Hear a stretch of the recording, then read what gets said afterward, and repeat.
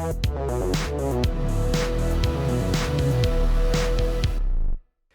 I'm John Nunn, and in this video I'm going to talk about a new book from Gambit Publications called 400 Chess Strategy Puzzles.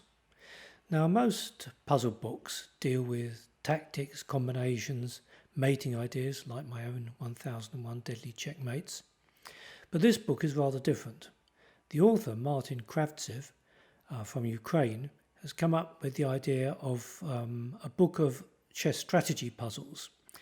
So this is a little bit different. There are, of course, some tactics in the book, but most of the positions are basically strategic. You have to decide which pieces to exchange or which piece to recapture with, where to put your pieces. Indeed, tactics are very important in chess, but in a large number of positions, you're mainly thinking in strategic terms. Whether to exchange a particular piece, how to maneuver a piece to a better square, whether a change in the pawn structure is favourable for you or not. So this is going to be very important for improving your chess. Now, the book has these 400 puzzles which are broadly divided into categories, but the main useful feature is that there is a difficulty rating, 1 star to 4 stars, which gives you some idea about what you can expect from each position. I have to say the 4-star positions are pretty difficult. Anyhow, I want to give you an idea of what you can expect from the book by going through 3 of the positions from the book. And I'll give you a chance to solve the positions for yourself. So let's take a look at the first position. And the text says, it's black to play, the text says you have to choose between d takes e4 and queen takes e4. Well, that's a typical over-the-border decision. Your opponent's just taken something and you have to decide which piece you're going to recapture with. Okay, you can pause the video here and you can think about it for yourself before resuming.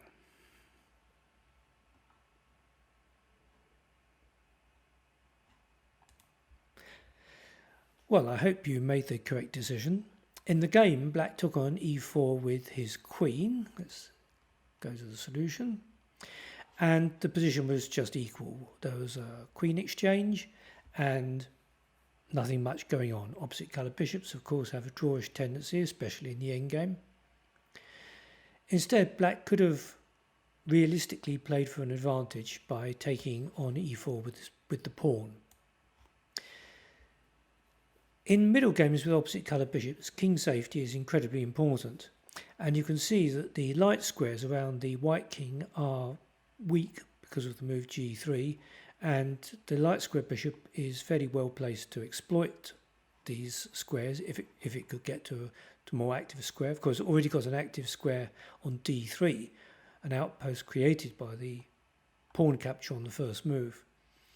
Now, of course, white can threaten mate along the long diagonal, but black can block this off with his pawn.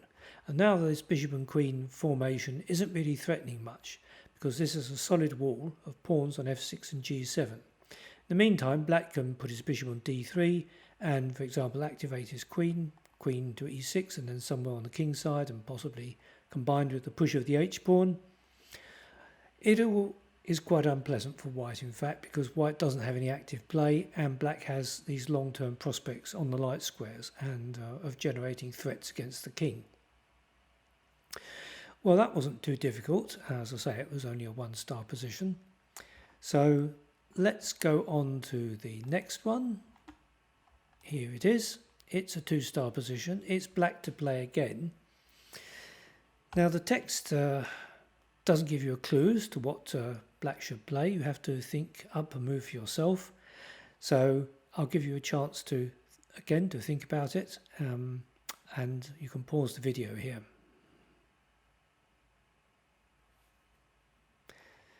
Right, well, let's click on the link to the solution. There aren't many choices for black. Black can, of course, exchange pawns on f4. But the problem with that is that it draws the white king into a more active position. And if now, say, the rooks are exchanged, then the white king can come in and black will probably lose the pawn on d5. Black's actually handicapped in this position by 2 things. First of all, his bishop is a bad bishop because of this restrictive pawn on d5, and also white's pieces are more actively placed. Now I did actually solve these three positions for myself. I didn't find the first one too difficult, but I had to think a bit about this one. Well, if we've eliminated playing g takes f4 check, what else is there? Well, black could perhaps consider sacrificing a pawn, but white just takes, and the discovered checks don't really do very much. Of course, there's a saying that all rook endings are drawn, but that's not really the case with this one. Not only is black a pawn down right now, but the d pawn is under attack and the white rook is poised to jump in at c7. So what else is there? Well, g4 is just bad because white plays f5 and king f4 and takes the pawn. So we come to the best move, which is to play f6. In this way, black maintains a pawn on g5, which prevents the white king from advancing. And this is actually the most important factor in the position. Now, the reason why I didn't like this move to begin with was I thought after f5, this could be a bit nasty, because if black now exchanges rooks, then the capture of the d pawn and king d4 is again going to win this pawn, and in addition white has a queenside majority. But actually there are two perfectly satisfactory moves for black in this position. What I actually intended was to play bishop d7, rook takes pawn, king e7. And now, although black has lost a pawn, he has activated his pieces, and also he's going to tie white down a bit to the defence of this pawn. If the rook returns to c5, seems a natural move, otherwise the black rook can penetrate, then just b6. After the exchange of rooks, black puts his king on d6 and just waits. And it's impossible to see how white can penetrate with his king. If he tries to creep in via the king side, black can come up the centre of the board with his king, and even plays bishop to e8 to stop the white king moving to h5. So here, even though black's a pawn down, he wouldn't have any great difficulty securing the draw. In fact, there's a second good move after f5, which is to play immediately b6. And in a way, that's even better, because there's the exchange of rooks. Black doesn't even lose a pawn this time. There's an exchange sacrifice, which might be, well, would certainly be worth thinking about. But as it turns out, this isn't particularly dangerous. Black could play king e7 or rook c6. The author analyses these possibilities in the book and shows that black is okay here. So the key idea here was to play the move f6, preventing white from activating his king. King activity is tremendously important in the endgame, and that's the number one point that black has to pay attention to here. So now let's move on to the third position. Here it is. Well, it's white to play. This is a 3-star position, and some of these more difficult positions also have hints, which I'm not going to show you. What would you play as white here? So pause now and think about it.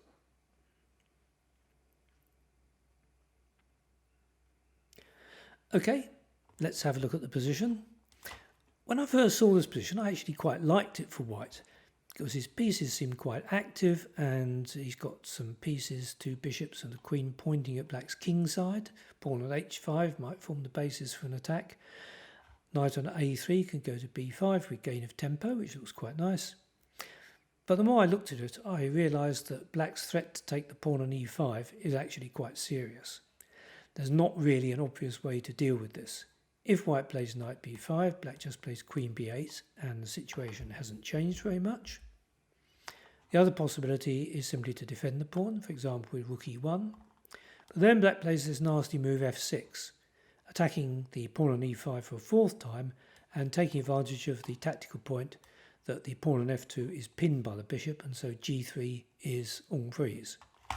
So that would be disastrous. And otherwise, after f6, there's no real way to save the pawn. Okay, then I started looking at other things. I looked at queen f4. But once again, f6, takes, takes, takes, knight takes. And this also looks really bad for white, because there are weak pawns on f4 and h5. There's nothing really to compensate for that. So then I turned to the idea of possibly sacrificing the pawn on e5, but you have to find the right way to do it. It took me about 15 minutes before I was convinced that I had found the best defensive continuation, which pretty much maintains equality. And it involves a positional pawn sacrifice, giving up the pawn on e5, but paying attention to the number one feature of the position, which is the dangerous bishop on b6. So the way to play, if we just go to the link, the way to play is first of all to gain the tempo to get the knight into an active position, and then simply to sacrifice the pawn on e5 and making sure that the pawn can advance to c5 and driving the bishop back. Even though there's white's going to be a pawn down soon, he's then going to have quite active pieces. The black dark square bishop will be in a much worse position, and white will have a queenside majority of 2-1 with b and c pawns against b pawn, and all of this should add up to enough compensation to maintain the balance. In fact, black has two ways he can take the pawn. He can take it immediately, or he can first exchange on c4. Well, actually, exchanging on c4 doesn't really give anything. The reason is that white has this nice move, queen f4, instantly stopping the knight fork. And because the queen is undefended, thanks to white's first move, knight b5, black doesn't really have a big choice here. He probably has to play f6, but then white just swaps off. White actually has to be a little bit careful in a position like this, because you might think, well, okay, let's give him some doubled pawns. But the problem is this opens the line for the rook, and the bishop and rook attacking f2 then ties white down completely, and that would actually be better for black. No, the move to play here is rook d1. And now the knight's coming to d6 and attacking this, and the pawn on e6 is weak, and it looks as though white's going to get enough compensation and could quite possibly win the pawn back quite soon. Obviously, the grabbing of the second pawn is a critical continuation, but this turns out to be good for white after this sequence, and black doesn't really have a good move here. Well, actually, this is an example of how strategy and tactics work together. White has this strategic aim to sacrifice the pawn and activate his pieces, but he also has to do some concrete calculation to make sure that certain lines don't work for black. Well, as I said, black has a second way to take the pawn, which is to take it directly, but this comes to something a bit similar. White again plays this nice move, queen f4, and then takes on e5. And here's another tactical point. If black takes with the pawn, white plays bishop h7 check. And were it not for this, the whole line would be impossible. So this tactical point is absolutely critical for the soundness of what white's doing. So black actually has to take with the queen. And now white executes his main idea, which is to drive the black bishop into a bad position. And now white again, you shouldn't swap queens, giving black this big central pawn mass. He should just put the rook behind the c pawn. Then, for example, he might play knight a7 or knight d6, followed by b5. And this mobile, dangerous queenside majority offers him full compensation for the sacrificed pawn, or pawns if black takes on h5.